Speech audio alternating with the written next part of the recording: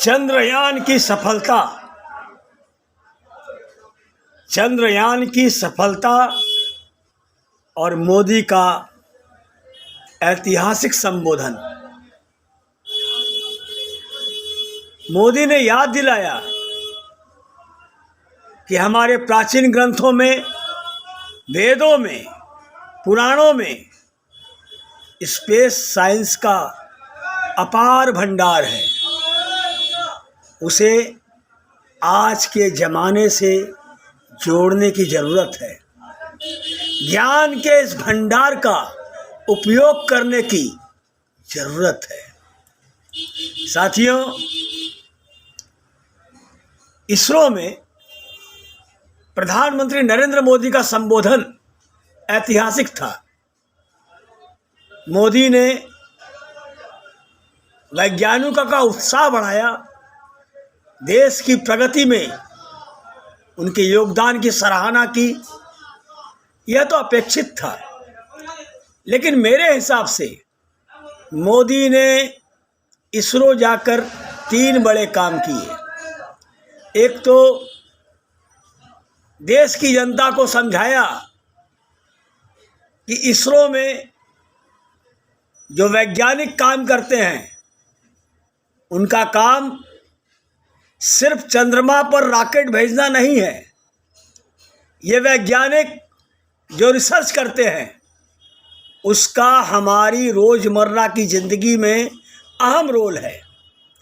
कल्याणकारी योजनाओं की मॉनिटरिंग से लेकर किसान को मौसम की जानकारी देने से लेकर प्राकृतिक आपदाओं के प्रति सावधान करने का काम भी इन वैज्ञानिकों की मदद से होता है। दूसरी बात, मोदी ने याद दिलाया कि हमारे प्राचीन ग्रंथों में, वेदों में, पुराणों में स्पेस साइंस का अपार भंडार है। उसे आज के ज़माने से जोड़ने की ज़रूरत है। ज्ञान के इस भंडार का उपयोग करने की ज़रूरत है। तीसरी बड़ी बात यह है कि मोदी ने नौजवानों को विज्ञान और अनुसंधान के क्षेत्र में काम करने की प्रेरणा दी। उन्हें बताया कि देश को महाशक्ति बनाने में विज्ञान कितनी बड़ी भूमिका अदा कर सकता है। साथियों, मोदी का भाषण दूरदर्शितापूर्ण और भारत के सुनहरे भविष्य का संदेश था। भारत के सुनहरे भविष्य का संदेश था। अपने वैज्ञानिकों का अभिनंदन करने के लिए मोदी इतने उत्सुक थे कि वो ग्रीस की यात्रा समाप्त करते ही सीधे बेंगलुरु पहुँचे और इसरो के telemetry tracking and command network centre में चंद्रयान टीम 3 के जो टीम थी, उनके वैज्ञानिकों से मुलाकात की। मोदी ने 3 बड़ी घोषणाएं की। पहली, 23 अगस्त को भारत हर साल राष्ट्रीय अंतरिक्ष दिवस मनाएगा। दूसरा, चंद्रमा पर लैंडर जिस जगह उतरा, वह जगह शिव शक्ति पॉइंट कहलाएगी। और तीसरा, चंद्रमा पर जिस जगह चंद्रयान 2 के पदचिन्ह हैं, उस स्थान का नाम तिरंगा पॉइंट होगा। मोदी 45 मिनट तक बोले। एक समय वह कुछ भावुक भी हो गए। मोदी ने कहा, मैं साउथ अफ्रीका में था, फिर ग्रीस के कार्यक्रम में चला गया, लेकिन मेरा मन पूरी तरह से आपके साथ ही लगा रहा। मेरा मन कर रहा था कि आपको नमन करूं, लेकिन मैं भारत में। और उसके बाद उनका गला रुध गया और थोड़ी देर के बाद बोले, भारत में आते ही जल्द से जल्द आपके दर्शन करने को आना चाहता था। मोदी ने कहा, मैं आपको सैल्यूट करना चाहता था। सैल्यूट आपके परिश्रम को, सैल्यूट आपके धैर्य को, सैल्यूट आपकी लगन को, सैल्यूट आपकी जीवटता को, सैल्यूट आपके जज्बे को। मोदी ने कहा, मैं आप सबों का जितना गुणगान करूं कम है, मैं आपकी जितनी सराहना करूं कम है। मैं वो फोटो मैंने देखा है जिसमें हमारे मून लैंडर ने अंगद की तरह चंद्रमा पर मजबूती से अपना पैर जमाया हुआ है। एक तरफ विक्रम का विश्वास है और दूसरी तरफ प्रज्ञान का पराक्रम है।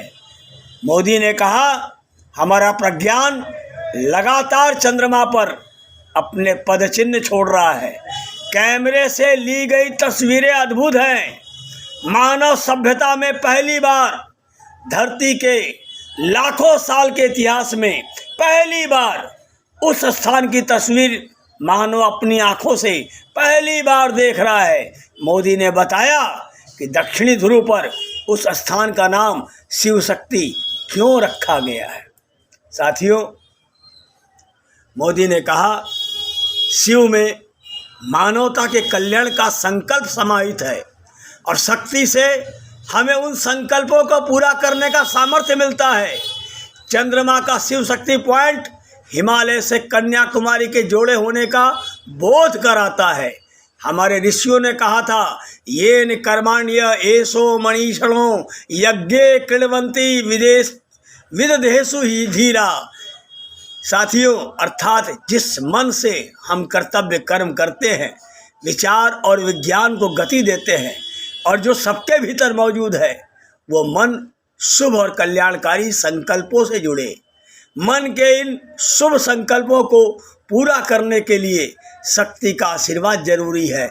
यह शक्ति हमारी नारी शक्ति है, हमारी माताएं बहनें हैं। मोदी ने अपने संबोधन के बाद खास तौर पर इसरो में काम कर रही महिला वैज्ञानिकों के साथ बैठकर तस्वीर खिंचवाई और उनकी हौसला अफजाई की। चंद्रयान की सफलता में इन महिला वैज्ञानिकों का बहुत बड़ा रोल था। आने वाले वर्षों में भारत कई महत्वपूर्ण स्पेस मिशन शुरू करने जा रहा है। मोदी का संबोधन इसी की पूर्व पीठिका थी, लेकिन इसरो में मोदी ने जो कहा उस पर गंभीरता से अगर काम हुआ तो साथियों, कई सदियों तक इसका असर दिखाई देगा।